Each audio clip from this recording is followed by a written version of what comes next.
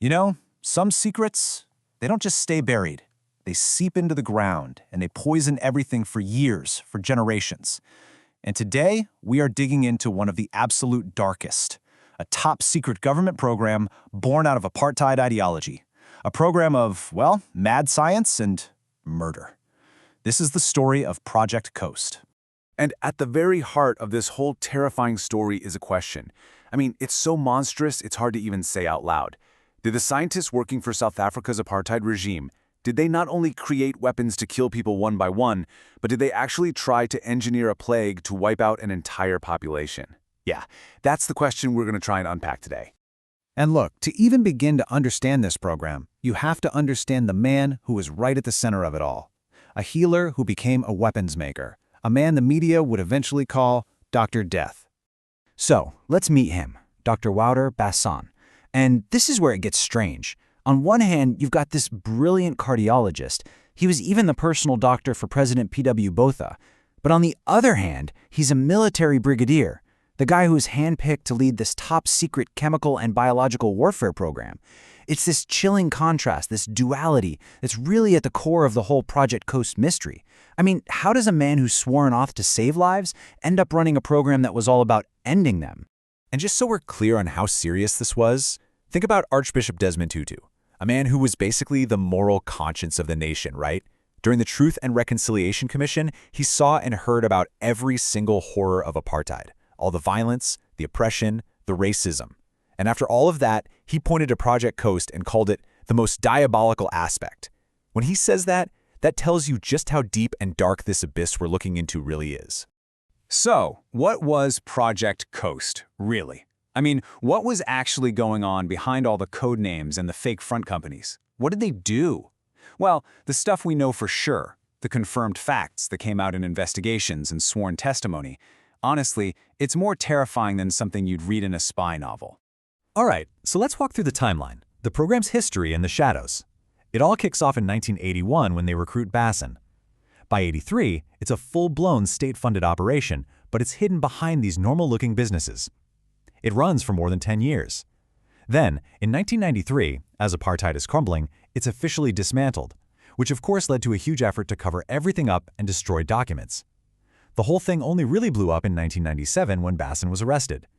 That led to this massive trial that ended in 2002 with, get this, a full acquittal. He was found not guilty, a verdict that just left everybody with a million more questions. And this is where it feels like something straight out of a James Bond movie, but terrifyingly real. We're not talking about big bombs or missiles here. This was about personal, targeted, untraceable murder. Imagine this, operatives using poisons hidden in just everyday stuff. A walking stick, a can of beer, a screwdriver. Anything could be turned into a murder weapon, delivering these toxins that were specifically designed to be impossible to detect in an autopsy. This was assassination sponsored by the state, and they turned it into a dark, terrifying art form. And the sheer scope of what they were doing, it's just breathtakingly evil. I mean, just look at this list. They were developing things like anthrax, cholera, botulism. They were supplying poisons for lethal injections to be used on prisoners of war, specifically captured SWAPO fighters over in Namibia. They were weaponizing street drugs like Mandrax and MDMA for, and I quote, riot control.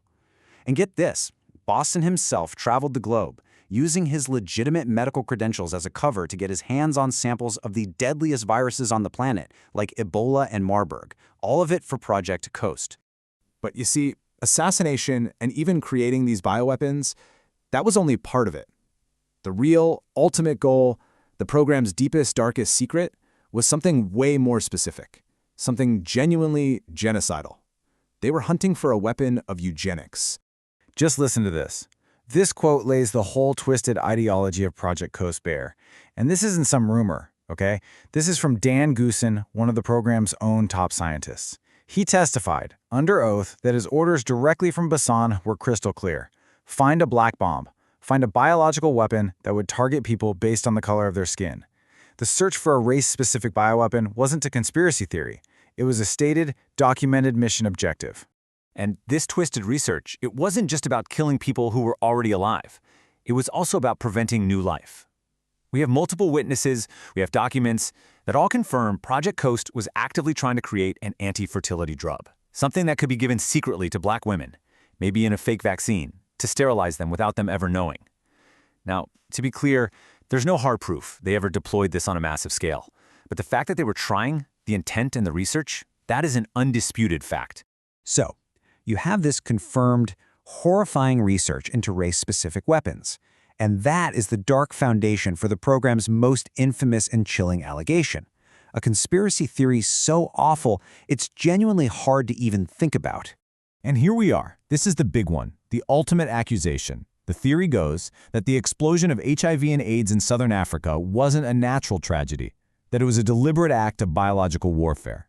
That Project Coast, as part of its hunt for a black bomb, either created the HIV virus from scratch, or at the very least, figured out how to weaponize it and intentionally spread it among the black population. So you have to ask, why did this theory grab hold so strongly? Well, it's because of moments like this one. During his trial, Wouter Basson himself admitted it on the stand.